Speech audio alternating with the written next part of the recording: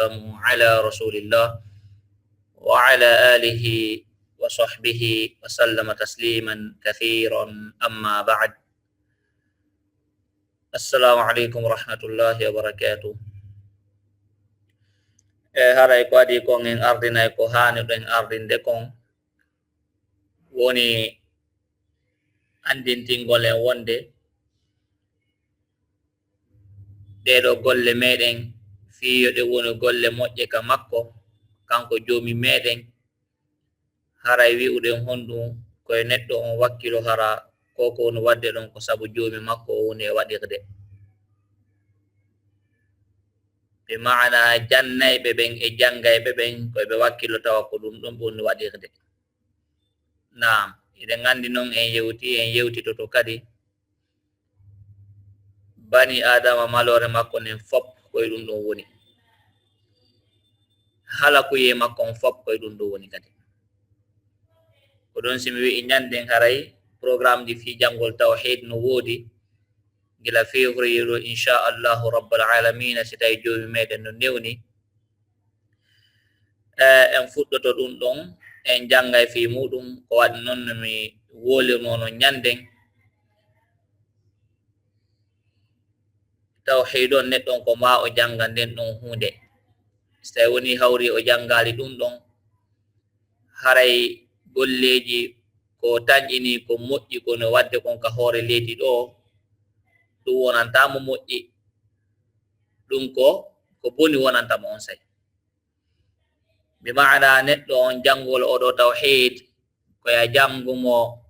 faamamo kadi janngamo juuɗe janngeteɓe ɓen e muɗum kadi. Naam, ko waɗi noon ko piiji ɗi tawata bani adama on imo heewi ko yana e majji moƴƴa a waɗay hunde wotere pet gila ka waɗɗa nden ɗum hunde ɗon hara wona julɗo hande kadi no holɓini goy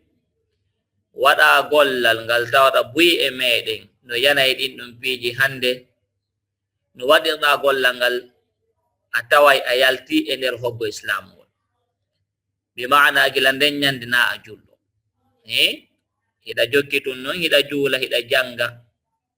hiɗa wa'i o neɗɗo mo tawata ko kefere mo juude mo jangude hiɗen andi wonde joomi meɗen memata ɗum noon ko noon woniri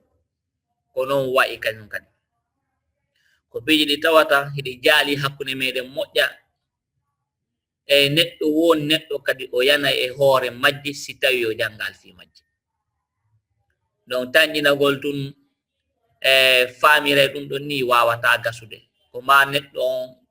o jooɗo o helta koppi makko ɗin o jooɗo e ɗeɗo duɗe ɓeɗo karmokoɓe sunnayankoɓe hara ko ala fahmi salafi l umma naam somi wi'i wonde ala fahmi salafi l umma ko waɗi noon ka fewniɗen ɗo hande kala mo heyiɗa wo ko sunna woni noddande way wela fi piiji ɗin kono en wawata senindirde ko hombon neɗɗo sunnakejon tigi tigi ko hombon wona neɗɗo sunna si tawi en ala jangude si tawi en waɗi jooɗagol accito laware tun en wawata andude neɗɗo o waalo o maaja tawa himo yangade ka hoore leydi ɗo jaka wona hay o julɗo wallahi harna o julɗo fi hon ɗum o waɗi gollal jaltingal mo dina fes waɗangal tu gila nde ñande wona julɗo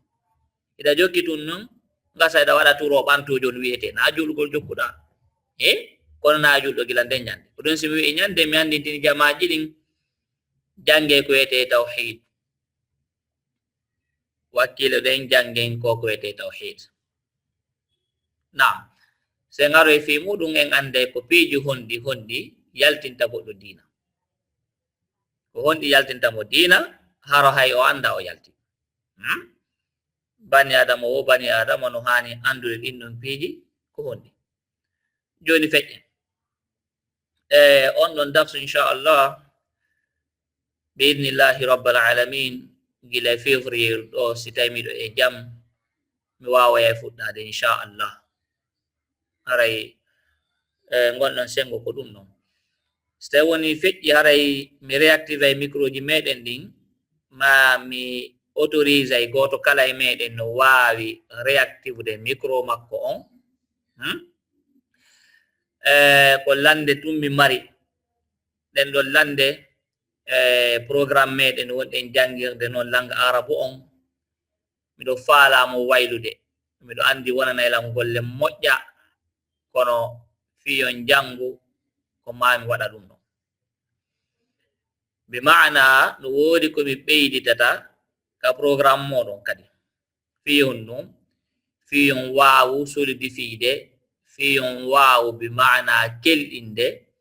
tiiɗinde ko wonɗon e jangude kon ɗum andi programme o yewtuɗen mo ñanden ko honno wi'uɗen holluɗen wonde liste ji yaltinaɗi ɗin ɓen ɓe tawata ɓe ka liste ji ɗon hiɗen andi goto kala no waɗana ñallal wi'uɗen ko mardi jeudi dimanche sen iwri ka dimanche ko dimanche mardi jeudi ok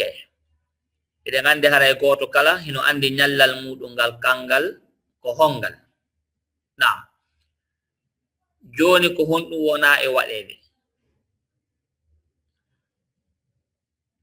ko honɗum wona e waɗede tawa ɓen ka conversation fuu haray ɗum ɗo no concerne ɓe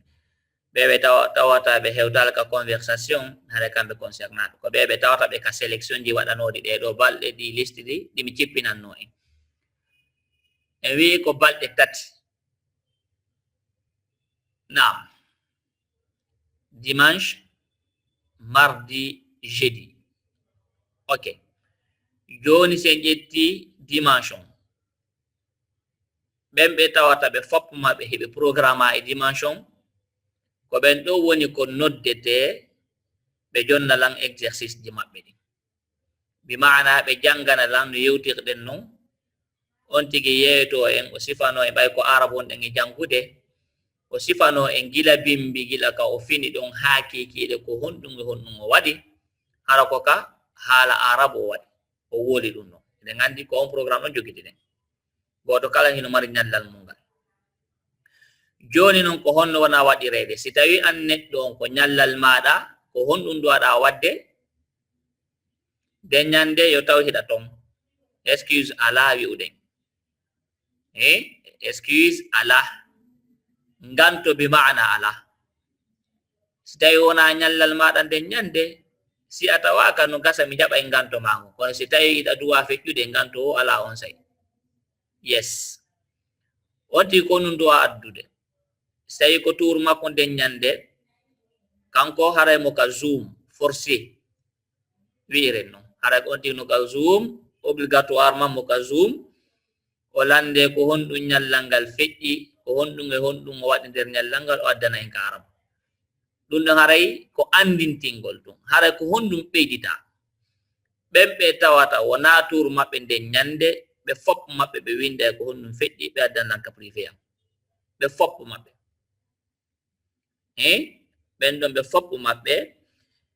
misal jango ko dimanche jango on semaine 10 on haray en liste mo cippinuɗen ko jango on semaine le 10 ok haray dimanche ha jango eɗen andi ko hombo e hombo feƴƴata dimanche on jango nam haray ɓen wiyaɓe ɗon ɓe feƴƴa ko ɓen ɗon tun feƴƴata ka zoom heddiɓe ɓen ɓe foppo maɓɓe ɓe addanayran ko honɗum ɓe waɗi ka privé am ɓe foppo maɓɓe ɓe addu mardi dimanche jango si feƴƴi faɓɓi jango si hewti mardi on faɓɓiti jango kan afwan si hewti programme maɓɓe ngal ɗon ñallal kamɓe ga ɓe tawiti ka zoom ɓe addanalan ka zoom heddiɓe ɓen kadi ɓe foppo maɓɓe ɓe waɗa exercice go ɓe adda anda si faminike par ce que moins hiɗen pratique ude moins hiɗen wawude plus hiɗen pratique ude plus on gagne am performance bi maana no waɗirɗen wo kono heɓirɗen performance ko noon wawirten kadi no ronkirɗen waɗirde wo ko noon mankirten ko wiyete comme performance kadi na haray ɗum ɗo no landa goto kala goto kala landa o winda stayna nyallal makko ko dum firi bi mana mi resi mana en ɗeɗo balɗe tati kala on fop moɗon wonɓe ɓen ka conversation ɓe winda ɓe addanalan si wona ɓen ɓe tawata ko nyallal maɓɓe ngal woni hande ɓe maana hara ko kamɓe duwa daftude hande kamɓe siɓe faala ɓe addanan siɓe faala hay siɓe adda ko ɓurani ɓe wo kon de préférence koye ɓe addu fi honno par ce que mi corrige mi naɓana on tigi inchallah goto kala andi ko ɗum wi'inani muɗitana e horan ɗo damal golle ɗuɗuɗe no muttana e horan ɗo kono ko ma mi waɗa ɗum no fiyon num par ce que ko ma solidifion ko ma tiiɗu non ko non e jangude ko so waɗiral no wata tiiɗude joni mi sikki ɗum ay goto alata wiyalan ɗo o hettaki ƴettugol 1 minute non na 1 minute ƴettugol like 30 minutes awa ma 15 minutes ma 20 minutes winda ɗum ɗon mi taƴƴini on heɓay feere ɗum ɗon on heɓay tan ɗum ɗon par rapport min jooɗoto ɗon on say plus de 100 personnes e goɗɗum min daara goto kala e moɗon ko golle ɓuuri muttani hoore an ɗo boy goto kala e moɗon mi daara e ko windi ko goto kala e moɗon min daaray ko o windi ko mi corrige kadi surtout o addana lan audio on kadi so addi audio on ko ɗon mi ɓurrata faamude ko honnumo faandi nam ko ɗon mi ɓurrata faamude ko honnumo faandi bi mana o winda o adda photo on o waɗa audio on o janga yes buy e meɗen ni haray windugol ngol no satti kono hoyay eɗen andi piiji ɗin fof sattu taw si hoyi piiji ɗin fof ɗi sattu siɗo hoyi hay hunde en wawale waɗirde ni tum en maƴali ɗo bimbi tawɗen hiɗen wawi wadde hunde kaari en jooɗi dari ɗen fi muɗum si wawuɗen si allahu wawini en wata gasude ko ma satta taw si hoya woɓɓe moɗon haray windugol ngol no satti no complique kono winde yes winde windugol ngol programme windugol ngol no ka niveau moɗon 3 niveau 3 on wawa winde programme no waɗa spécialement ko honno windirton ko honno goɗɗo wawirta windugol e kadi ko honno windirton hara on faljata ka windugol hara on darade ɓe maana on faljata fes ɓe maana ko wiyete kon dicté ka français arabique ɓenna imla'u ɓe maana goɗɗo jogito kaydi winda ka woola ka arabu windo kono ɗum no warrete hara on faljali no wawi gasude kono to on peeji ɗum fof ko hewtugol allahu hewtingen ɗon kadi hoore jam kono noon niveau 3 mi andina en fewn ɗo kala mo wakkilake fewn ɗo ko test mbaɗoyta on sayi wona won ɗo feƴƴata ton par ce que so on tigi feƴƴoy ton on sayi ko golle to wonantalan par ce que yo famoyta ton fus voilà on tigi famoyta ton goɗɗum so on tigi wakkilake fewn ɗo winda ko windete kon waɗa ko waɗete kon ko honno wa'ata on sayi niveau 2 on ɗo son lannimo ko honno wonata mi ƴetta e test o général mi interroge ay goto kala gasa mi landomo himo yawno lagine ko honno mo feƴƴini ton ma himo yawno fatunde ko honno feƴƴi ton ma himo yawno dennabo ma mo yawno haajo feera ma himo yawno mi anda honno inde bobo e hiwragol bobo yani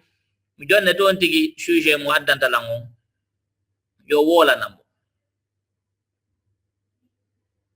yo wolanamo mi jonnamo gasa sujet ɗiɗi sujet arano on koye windo adda sujet ɗimmo on koye connecto mi connecto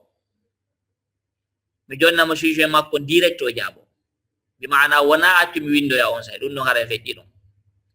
donc si tawi ɗen tañƴi wonde windugol ngo ni mardi jeudi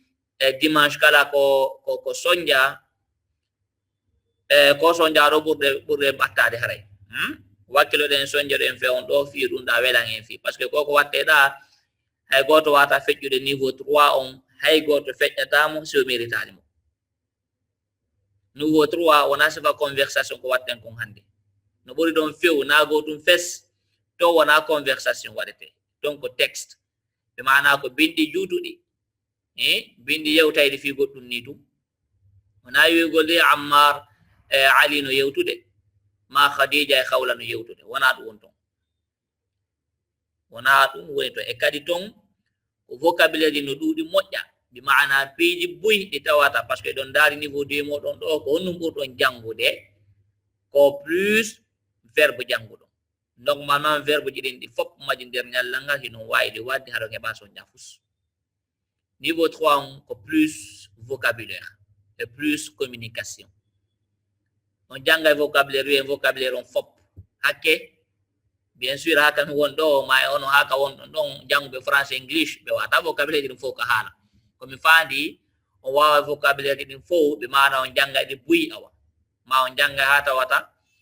vocabulaire on hatton jinta ɓe mana mo tawata ko gollitirteɗo mo tawata on andama ɗum no hara mi faandi en wata jangude vocabulaire ɗi fof e haala wata mustahil wiyete mustahil gasa woɓɓe moɗo no profite to ɓe ƴetta wiyete mustahil bi mana ko impossible mustahilun impossible nam ko ɗum ɗon nderen hewtana niveau 3 on kaari ko onon woni yawde niveau 3 ande on tigi mériti woni maɗum o yahata ton ton woni ni préparité se ngacci ɗo ha wiyama ko yontere hande préparité e daɓɓitata ton on sago ɗum moƴƴiray ko ni on tigi ɗo ƴettata décision ɓay tum usage ɓe maaki wonde ɗeɗo balɗe tati kala yo men addu ɓe winda men adda ɓe corrige nayi men waɗay ɗum ɗon on tigi daro ɗum ɗon waɗa ɗum ɗon ndam no waɗi komo humpitata kadi no gasa hay si tawi on tigi addi conversation makko on yani ko windi koy ko jangi kon mi corrigeal ɗon e ɗon haray ɗum ɗon holla wonde o taw addude toujours koye waddu ha mi heɓa solution fi ɗum ɗon ɓe maana mi corrige ha ka tawata ɗon mi wawi ɓe tawata ɓe corrigeanaka taw wiyetake ok usaji corrigeanalan janngo mi addata ñande o ñande koye addu gasa noon janngo ma faɓɓi janngo hara mi ɓi solution soit no gasa mi créa groupe goo ma soit mi anda taw miɗo ndaare inchallahu rabbal alamin ko yowndi fi conversation ji ɗi nam kono goto kala wiwɗen ko honɗum o adday photo on o janga ko windi kon o adda inchallahu mi ndaara photo on mi heeɗo ko jangi kon mi faama ko honɗum honɗum o falli ok joni haray buye meɗen no wiya haray usage landike ɗo ko satti kono wonir buye meɗen faamay kadi koko hoyi kono toujours ko minata en kon koko ari forte wi kon que vous croyez capable ou incapable vous avez raison dans le cas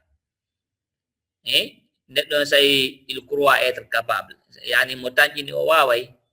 way wondiray noon inchallah say noon ti no tañƴini wawata kono wonirta kadi inchallah voilà on ti joguito toon miɗo wawi wadde hunde kari ene usagen ko ɗum noon tun landi ene usage landaki waɗugol ñande o ñande nde wotere awa ma ñande o ñande laabi ɗiɗi tawa ko sifa nden feɗore ɗon mi heɓata harna wiugol ñande yontere kala min waɗa e laabi tati hayno fanɗi ɓay ɗum ko min ɗum haray dartinay ɓe ɓen hay goto wonata capable dartingol on ɗum ɗon ko ɗum waɗi wa ok joni noon mi explique nayi ɗo ko honno fi hondu mi landani e waɗu ɗum ko fi honnu kadi miɗo heewi wi'ugol en wonde hino hoyi wallahi waɗugol nde ɗo hunde ya ihwa ya akhawat ko wiyete ihwa ko frère ɓe buy ko wiyete akhawat ko sœur ɓe bus nde gande jangino ma akhi ko frère jo ma koto fo no ƴetta en ala narte ɗum ɗon ɗoni ni en jangino ukhtu ma ukhti ko sœur jo donc akho noon ko ɗum wiyete mufrad en aɗo e janngo ko wiyete mufrad musanna jam'u ka niveau 3 inchallah mufrad musanna jamu bi maana mufrad ko goto musanna ko ɗiɗo jamu ko buy so wi akhun ko frère jo goto ɗum ko mufrad noon so wi akhani ko frère ɓe ɗiɗo ɗum ko musanna so wi ikhwatun ko frère be buy ngato be wi'a usal ikhwatun non ko tawol marbuta won don en jangin ikhwa hala tawol marbuta ko fi'il muannas ngare fi mud inshallah nam aray fejjan dum non joni mi do explique non fi'il mi wi'ani no hoyi no weli fi moƴƴa no weli fi mi wi'a en wallahi y a pas plus facile ouais condition ko honnum est ce que hiɗon wadde ko min non koye waɗu ka wonde mi waɗa wonde mi waɗata par ce que wonde mi waɗa wonde mi waɗata impact en ko nini impactata on kisan ko ɗon toujours mi wi'a wonde en wakkilo si en wakkili ke waɗi ni en hetta natija on ko wiyete natija kadi ko résultat natija tun moji ɗin fof ɗo wawi windore nan walto ton e programme ji moɗon ni natija ko résultat yes nam hari miɗo sifade si tawi on tigi no faala yo moƴƴo on tigi waɗay ko wi'a ko yo waɗe simo faala yo bonu o ronka yo wadde ko wi'a ko yo waɗe ko choix makko ko kanko on suɓaɗe yes joni hiɗen feƴƴuɗo gonno mi wi'ani wonde no hoyi daren tun ƴetten goto hakkunde moɗon wi'en on tigi wi'a ok ƴetten goto gam faala volontaire de joni hara noon ko tañƴiniɗo wonde ay hunde o anda yani o programme ɗo programme fi conversation ara mo huuli ɗum ha ɓurti ko sifa on ɗon neɗɗo mi faala naade wawɓe ɓen ma wakkiliɓe ɓe moƴƴa yani neɗɗo famuɗo hoore mum haray wakkilaki ma neɗɗo famuɗo haray ɗum ɗo no satti tigi tigi de ɗum ɗo no satti ko karan ɗum ɗo waɗorta haray miɗo faala goto pet mi sifanomo ko honɗum mi wi'anta ɗum ɗo no yonana mun wi'ande nde ɗo hunde kaari no weli fii hara miɗo faala neɗɗo ene ɗo ni himɓe ɗiɗo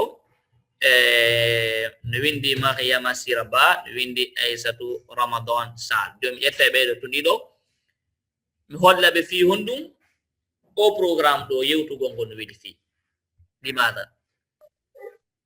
on tawa no weli fii haalugol arab no weli fii ha feƴƴiti après wi'uno ko yon jokku hiɗen jokkude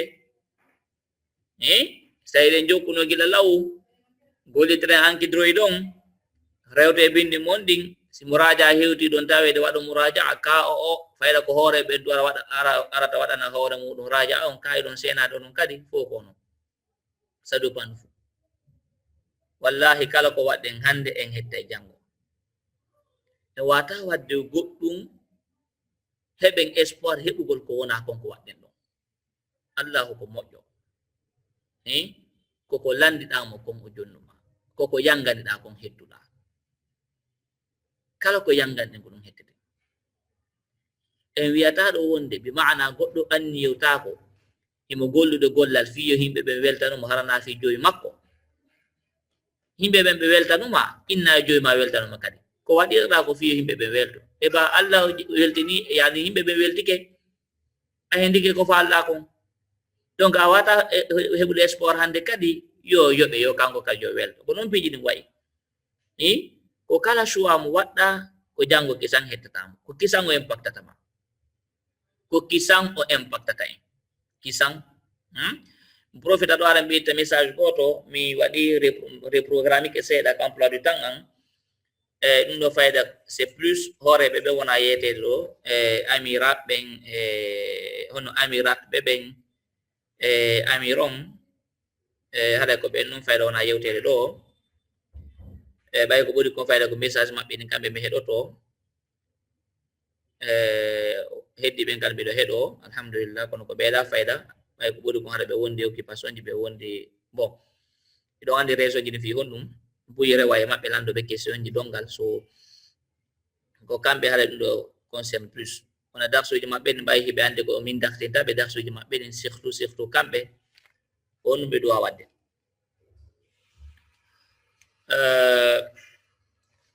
nini le rangon ler kami dartinta ɗon mi mana si darson ari koye ɓe wakkilo ɓe dartamo avant 11h avant 11h yo ɓe wakkilo ɓe darta yes kala landa ngal ɓe mari yoɓe wakkilo ɓe lando ngal avant 11 heures on joni si 11 heures on yoni gila 11 heures ha 12 heures ko leer goto ɗo mi ƴetti kami wata jabade message ji yimɓe ɓen wa so si mi wutti téléphone ngan on ko ɗum ɗon message maɓɓe ɗi mi fuɗɗorta fi hon ɗum région ji ɗum toon ko kamɓe on dartinde ɓe mari heɓay question ji buyi ko tawata on landoto ɓe mi jaabo nam entre 11 heures 12 heures ko ɗo mi jaaboto message jande si feƴƴi ɗon hawna ko yiyaylan ka internet ma yallan en ligne kono mi connectaki bi mana mi wonda e whatsapp mi wona en position gollitir ko whatsapp hay hiɗol lan en ligne mi anda honɗum e honɗum déjà kon mi waɗata ko blockol notification ngan on mi watta ka téléphone am ko ay goɗɗo windi mi yiyata notification warta ka téléphone ayo maƴata fus watta parce que miɗo désactive miɗo concentré mi faltake goɗɗo dérangeant ɗin ɗon sayi donc o leer goto ɗo surtout hooreɓe ɓe wakkilo darsu maɓɓe en ari min dartinaɓe min confirme ɓe darti ɓe hunjike ɓe wawi ma ɓe wawali min guerra ɗon ha ɗum moƴƴa e nder o leer goto ɗon message kala message mo mi andi heɗeteɗo conseil ɗo mi heɗoto si feƴƴi ɗum ara heddike janggo kadi on leer ɗon ko leer goto mi waɗi sigi to en fami ko leer goto mi waɗi gasa so tawi message no ɗuɗi pandi mi réorganise to kadi fi waɗugo leer goto kadi wonna 2 heures yes kono ni ko leer goto ɓe mana sondo leer feƴƴi si 11 heures on yoni hakkude hala message ma on arali yehi ha 12 heures yoni message ma on arali ko hakkude 11 heures 12 heures mi jaboto hakkude 11 heures 12 heures mi jaboto message ma on donc on tigi débrouille o ha 11 heures 12 heures message on donc a woni 12 heures yoni wo mi yalti ko whatsapp am miɗo wadde programme jan inchallah so mini programme jandi bi mana ko mi fandi comme talibul ilm ko mi neɗɗo wonɗo jangude min kadi ko ɗum mi fandi nam so ko ɗum ɗon tigi tigi ka raɓɓindingol nam joni noon eɗen mariam sira ba am siko kamɓe landino toon no jongo nane hara mi fuɗɗora ɓe kamɓe mi sifanoɓe ko fi on mi wi'ani wonde haɗa programme on ɗo no weeli fi aray ɓe kamɓe tun landa kamɓe tun yoɓe waw activde micro ji maɓɓe ɗin heddi ɓen fof hino wawi désactivde inchallah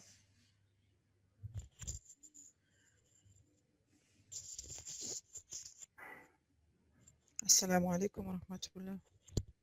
وعليكم السلام ورحمة الله وبركاته. نالاتم. الحمد لله نالاتم. يبدأ الله بوي دوني جام. Alhamdulillah. Normalement ko ka niveau moyen wondon. Ko do windi ka conversation déjà bravo alhamdulillah jazakillah khairo. Tawta kon on hebi susal yani cuucal fi muɗum alhamdulillah no gasa onon iɗon heɓa probléme seeɗa par rapport ɓawo yeesoɓe moɗon ɓen yeesoɓe moɗon ɓe ɓen no mi jaɓata ɓe wiyalan ɓe mbaɗa probléme yeesoɓe hay goto mi jaɓanta ɗum ɗo hay goto onon kam moyen fiyon mi jaɓanta onon kadi ko par ce que on wawali domirji ɗi moƴƴa ma ko heesi e moɗon taw yani feylu mu doori on gasa on wawali ɗi moƴƴa o maîtrise ali ɗi moƴƴa taw kono woɓɓe no duga ka groupe avancé subhanallah ka groupe 2 ɓe wawi ɗum ɗum moƴƴa normalement joni ko goɗɗo wawi horoful domir muttasil on horoful mudori o arabe on ɗum ɗon non ko heddi kon fof ko hoore ɗon fahoto fus sattantamo hande ka hay hunde ko pratique kon tun haara besonotude so onon ɓayara on waɗa alta ɗum o moƴƴa ono miɗo jaɓa no sattana on seeɗa kono hay ɗum kadi par ce que verbe ji ɓuri hara on on janggal bus on janggal taw kamɓe ɗi ɓe jangi nam so joni si mi expliquani on ɗo kono warroton on tawa c'est très facile très facile komin ko nani y a pas plus facile ala ko ɓuuri hoyɗa hewtide ɗum yes ok joni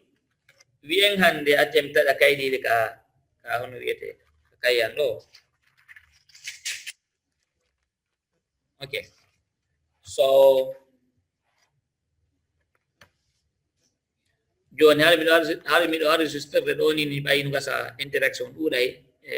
mi coupa enregistrement inchallah taw nam mami waɗa suspendre taw